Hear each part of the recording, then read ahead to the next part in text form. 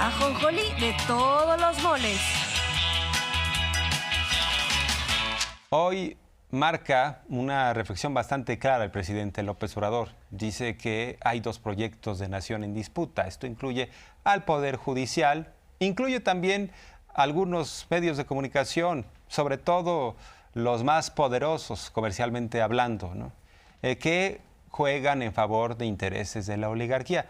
Lo interesante es que pues, no está aplicando esta máxima de los trapos sucios se lavan en casa, sino Pedro Ferriz ya le exhibió los trapos a Loret diciendo a ti te paga Roberto Madrazo. ¿Y cómo es que andas diciendo que supuestamente no viste ganar a nuestra candidata? Le dolió a Pedro Ferriz precisamente eso, que Loret dijera que no había ganado el debate presidencial la candidata de la oposición. Entonces, el presidente señala, es muy importante esta evidencia, porque refuerza lo que ha venido comentando López Obrador respecto a Loret, que hay intereses empresariales, que Roberto Madrazo tiene vínculos con distribuidores farmacéuticos y que ha obtenido él y su hijo y otros empresarios contratos al amparo del poder.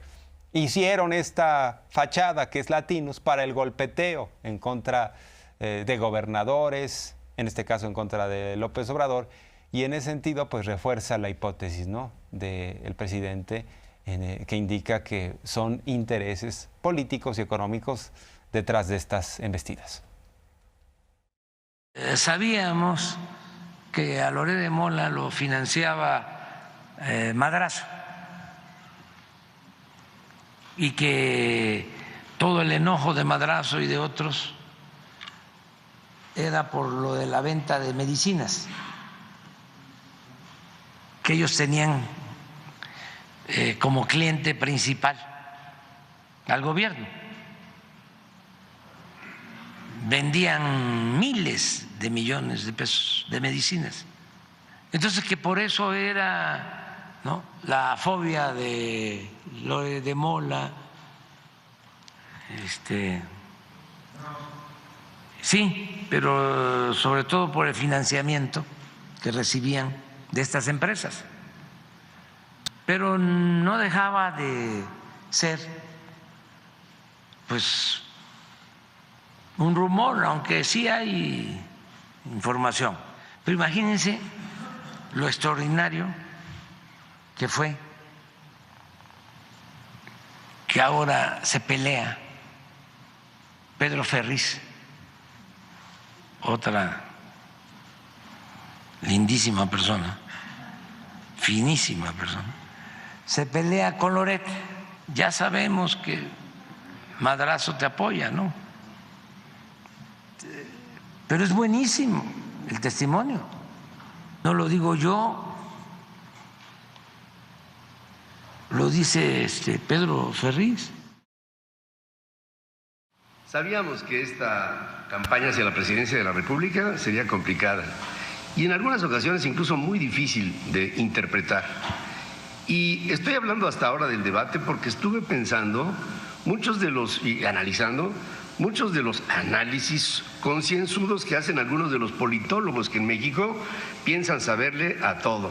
Y ahí quiero referirme a lo que hizo Carlos Loret de Mola. Carlos hace un artículo en donde habla de que Xóchitl se eclipsó y que se contagió del eclipse. Yo pienso que es un despropósito lo que dices, Carlos. Mira, una cosa es ser un comentarista que ha tenido el privilegio de encabezar un equipo que te paga Roberto Madrazo para Hasta ahí nada más. Y dentro de esta gran reflexión que hace López Obrador sobre lo que representa el proyecto de la transformación y el proyecto conservador, indica que la oligarquía ha tenido como gran aliado al Poder Judicial de la Federación, que incluso los corruptos se han refugiado y que hay varios ministros, jueces, magistrados dentro de esa esfera de corrupción, aunque existen excepciones.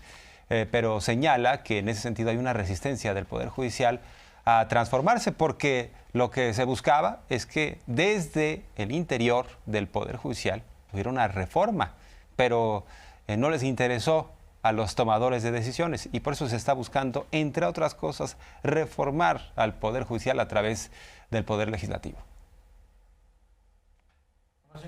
Tenían al Poder Judicial a su servicio, pues lo utilizaron al final para terminar de fusionarse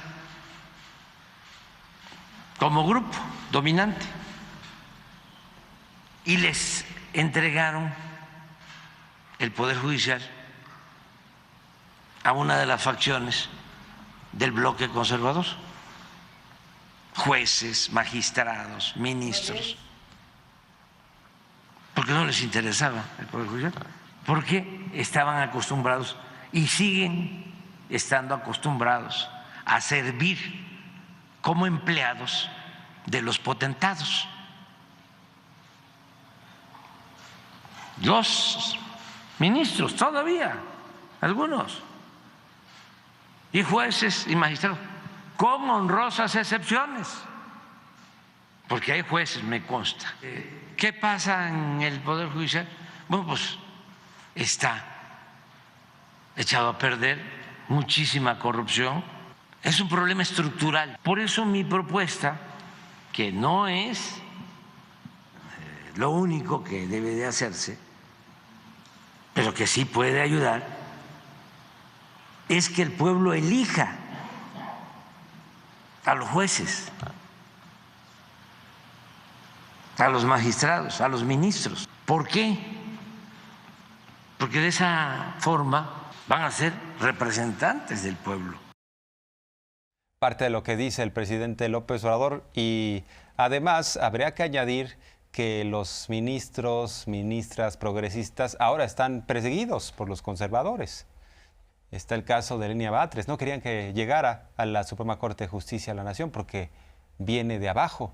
No querían que llegara a ser presidenta de la Corte Yasmín Esquivel por sus ideas progresistas.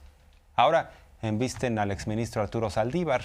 Se han ido también en contra del presidente del Poder Judicial de la Ciudad de México, Rafael Guerra, un hombre también progresista. Entonces, son excepciones dentro del propio Poder Judicial que se resiste a transformarse. Bueno, hay que destacar que López Obrador aportó algunos otros temas y datos interesantes a partir de una encuesta que hace el INEGI, un estudio profundo. El INEGI tiene esta gran capacidad de despliegue y nos da información bastante útil. Primero, López Obrador destaca algo bastante relevante. ¿Qué tanto confía la gente en sus autoridades? ¿Cómo está el tema de la seguridad? ¿Qué tanto se confía en la Guardia Nacional, en la Marina, en la Defensa? Vamos a ver estos datos que compartió. Me dieron a conocer una encuesta del INEGI sobre las autoridades, cómo están valoradas las autoridades en México. Y es nada más en las ciudades y no en todas. Confianza social en autoridades a cargo de seguridad pública. Miren, Marina está en el 88%, el Ejército 83.9%. Es importante porque es el primer trimestre de este año que han hecho una campaña sensacionalista en todo lo que tiene que ver con violencia por los propósitos electorales. Guardia Nacional 76.6%, policías estatales 58%, policías municipales 53%. Interesante porque las corporaciones federales son, digamos que gozan de cabal salud en el tema de la confianza. La gente confía en un militar, en un marino, en un elemento de la Guardia Nacional y no tiene la misma confianza respecto a las autoridades estatales, y no se diga el tema de los policías municipales. Son los que tienen más o que generan más desconfianza de la gente.